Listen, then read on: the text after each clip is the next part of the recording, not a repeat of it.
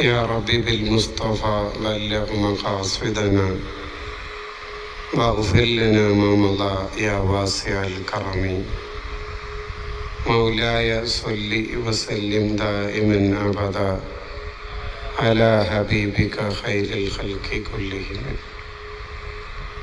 വേദിയിലുള്ള വിശിഷ്ടരായ ഉസ്താദുമാർ,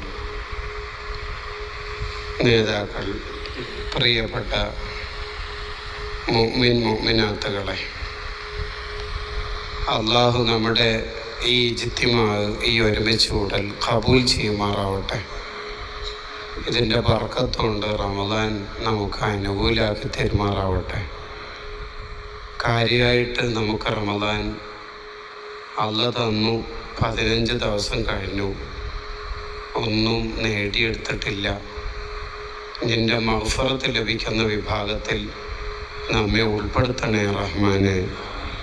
ഇത് നമ്മുടെ ജീവിതത്തിലെ അവസാനത്തെ റമദാനാക്കല്ലേ അല്ലാഹ്.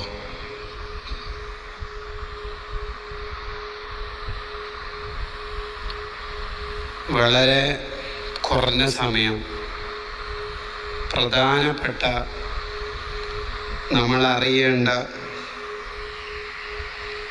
ചില വിഷയത്തെക്കുറിച്ച് കൊണ്ടുള്ള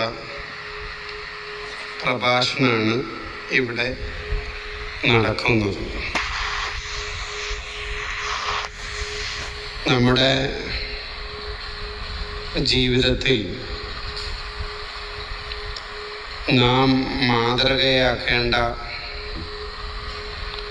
മഹാന്മാരാണ് ബദരീങ്ങൾ. ബദർ എന്ന് പറയുന്നത് അംഗബലം കൊണ്ടോ ആയുധത്തിൻ്റെ കരുത്തുകൊണ്ടോ ജയം നേടിയ ഒരു പോരാട്ടം അല്ല, മറിച്ച്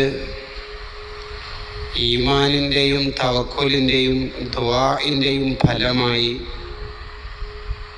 ആയിരക്കണക്കിന് വരുന്ന ശത്രുവ്യൂഹത്തോട് ന്യൂനാൽന്യൂനപക്ഷം ജയിച്ചു കയറിയ സമര പോരാട്ടമാണ് ബദർ എന്നുള്ളത്.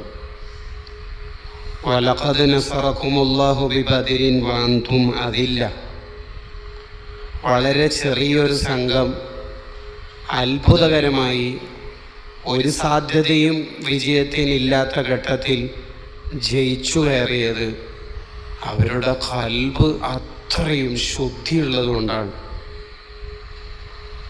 ലോകത്തെ എല്ലാ നബിമാരുടെയും അനുയായികൾ എടുത്തു നോക്കുമ്പോൾ ഏറ്റവും നല്ല അനുയായികളാണ് അസ്ഹാബുൻ നബിയ്യ് സ്വല്ലല്ലാഹു അലൈഹി വസല്ലം, റസൂലുള്ളാഹിൻ്റെ പൊന്നു പോലത്തെ സ്വഹാബത്ത്.